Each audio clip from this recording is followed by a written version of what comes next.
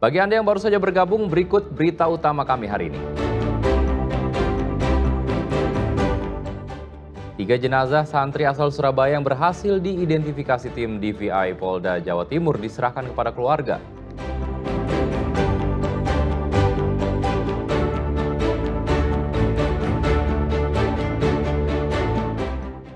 Mobil yang membawa rombongan biduan dangdut di Magetan menabrak pemotor, 2 remaja meninggal.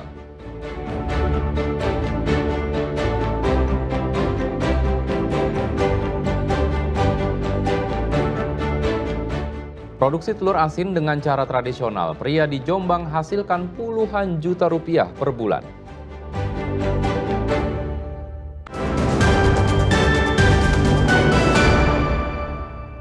Suasana haru terjadi saat penyerahan 3 jenazah yang berhasil teridentifikasi di Rumah Sakit Bayangkara Polda Jawa Timur Minggu dini hari. Sebelum dibawa keluarga untuk dimakamkan, ketiga jenazah ini disolatkan di Posko Krisis Center.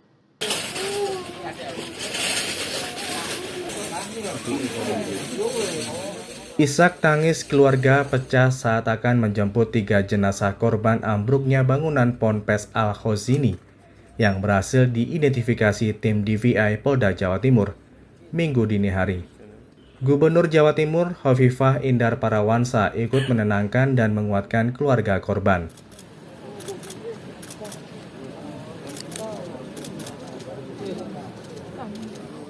Sebelum diserahkan, keluarga korban sempat diizinkan melihat kondisi ketiga jenazah santri.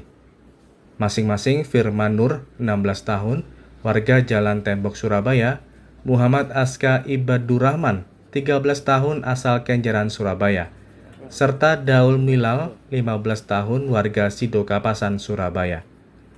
Isak tangis kembali terjadi setelah keluarga melihat kondisi jenazah korban. Ketiga jenazah tersebut kemudian disolatkan di Posko Krisis Center sebelum dibawa pihak keluarga. Orang tua Daul Milal, salah satu jenazah yang teridentifikasi, mengaku ikhlas dan tabah atas musibah yang menimpa anak pertamanya ini. Keluarga meyakini santri kelas 3 MTS ini meninggal dunia dengan syahid. Tidak ada firasat untuk kehilangan sahabat, kita ikhlas karena Bismillah lagi nuntut ilmu, cari ilmu, terus dengar dari teman-temannya waktu sholat, insya Allah syahid.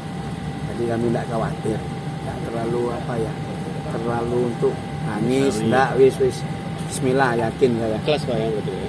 Kelas untuk mengantar Milal, biarkan dia tenang. Kasihan juga kalau hidup Pak Cacat, kasihan juga, terus biarlah Allah lebih ngerti lah. Usai disolatkan, ketiga jenazah langsung dibawa ambulans ke rumah duka untuk dimakamkan. Dari Surabaya, Ari Purwanto dan Sri Rama melaporkan.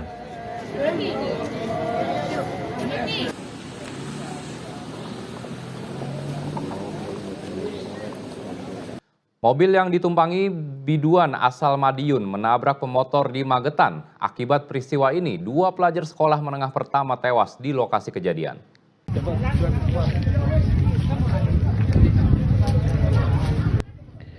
Video amatir ini merekam sesaat terjadinya kecelakaan di Jalan Raya Kawedanan, Kabupaten Magetan, Jumat malam. Akibat kecelakaan, 2 pengendara motor tewas di lokasi kejadian, sementara mobil mengalami kerusakan di bagian depan. 4 penumpang termasuk Cantika Davinca, usia 18 tahun, seorang biduan, hanya bisa menangis karena tidak bisa keluar dari dalam mobilnya yang hancur.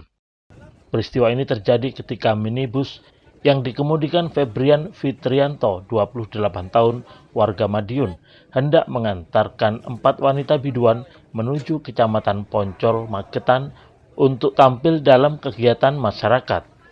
Diduga mobil berusaha mendahului kendaraan lain, namun naas saat bersamaan dari arah berlawanan melaju motor yang dikendarai Bintang usia 13 tahun berboncengan dengan Arif usia 13 tahun, warga desa Giri Purno, Kecamatan Kawedanan, Kabupaten Magetan, tanpa lampu.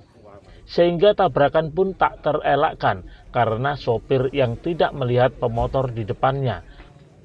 Dari arah selatan itu ada sepeda motor tanpa lampu yang dikendarai 2 anak yang masih di bawah usia sekitar SMP kelas 1.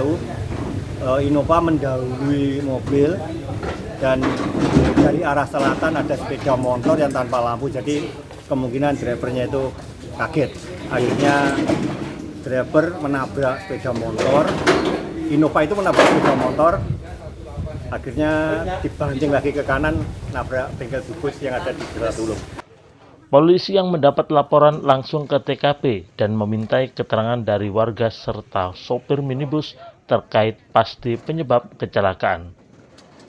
Kronologisnya yang pasti kita dalam penyelidikan dari Unit Laka Lantas Polres Magetan. Kecelakaan melibatkan apa aja nih? Untuk melibatkan satu kendaraan Innova sama satu kendaraan roda 2. Korban? Untuk korban saat ini info dari keterangan saksi itu ada yang meninggal 2 orang. 2 orang. Sudah dibawa ke kamar mayat? Sudah dibawa ke rumah sakit Saidiman Magetan. Korban tewas dibawa ke kamar jenazah RSUD Dr. Saidiman Magetan. Kasus kecelakaan ini kini dalam penanganan unit Gakum Satlantas Polres Magetan. Dirgo Suyono dan Sri Rama melaporkan dari Magetan.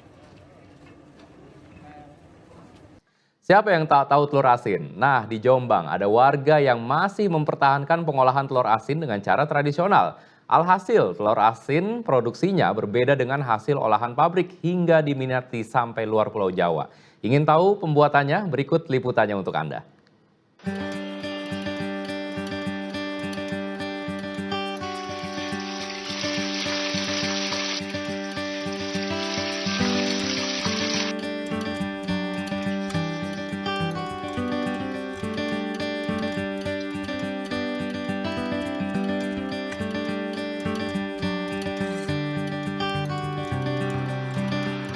Telur asin tradisional ini diproduksi oleh Agus Supriyono, pria asal desa Cukir, Kecamatan Diwe, Kabupaten Jombang.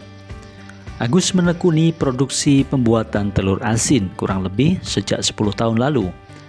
Awalnya ia hanya membuat telur asin untuk dikonsumsi keluarga sendiri.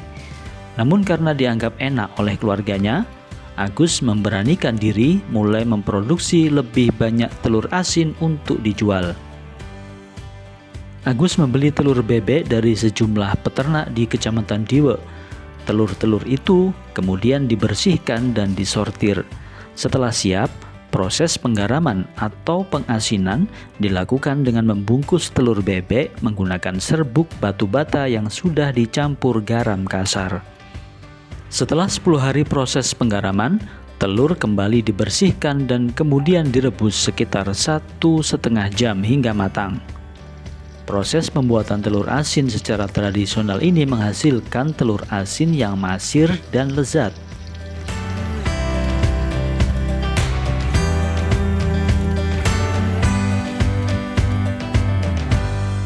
Untuk sekali produksi, Agus membutuhkan 500 butir telur bebek. Selain wilayah Jombang, telur asin hasil produksinya dipasarkan di kabupaten kota sekitar Jombang, Surabaya, Malang, bahkan hingga Kalimantan. Awal mulanya saya membuka telur asin nyoba-nyoba, terus ternyata dirasakan itu banyak yang suka. Akhirnya saya coba untuk dijual dan alhamdulillah laku dan seterusnya sampai jadi usaha. Itu mulai tahun berapa itu, Mas? Mulai tahun 2016. Sebenarnya resep udah umum ya, cuman yang membedakan itu kebanyakan itu kan sekarang dipakai air garam. Kalau saya masih pakai tradisional yang kepal-kepal sama batu bata. Sekali produksi sampai Sekali berapa? produksi, kalau sekarang saya tinggal 500-400 butir. Selain Jombang, Mas, mungkin dipasarkan kemana saja? Saya ada yang di Surabaya, Malang, sama kebetulan kemarin beberapa kali kirim ke Kalimantan. Telur asin buatan Agus dijual seharga Rp4.000 per butir. Namun untuk pembelian lebih dari 10 butir, harganya menjadi Rp3.500 per butirnya. Dari hasil produksi telur asin tradisional itu, Agus bisa memperoleh cuan puluhan juta rupiah per bulan. Dwi Mujiarso dan Sri Rama melaporkan dari Jombang.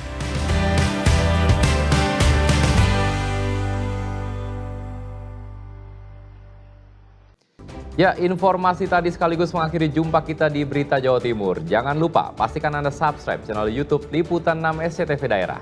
Atas nama rekan yang bertugas, saya Ridho Yahya mengucapkan terima kasih atas perhatian Anda. Selamat beraktivitas dan sampai jumpa.